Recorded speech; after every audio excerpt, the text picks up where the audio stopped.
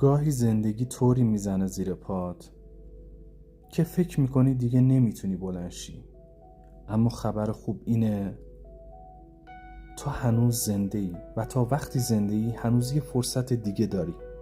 فرصت برای ساختن، فرصت برای برخاستن، فرصت برای تبدیل شدن به نسخه ای از خودت که همیشه آرزوشو داشتی. اشتباه کردی؟ طبیعیه. زمین خوردی؟ همه میخورن. ولی وایسادن بعد از افتادن همون چیزیه که آدمای قوی رو میسازه. تو از نو میتونی شروع کنی. از همین لحظه با یه نفس عمیق، با یه باور تازه، با یه تصمیم جدید. یادت نره موفقیت قراردادی نیست که کسی امضاش کرده باشه. فقط اونایی بهش میرسن که دست از تلاش بر نمیدارن.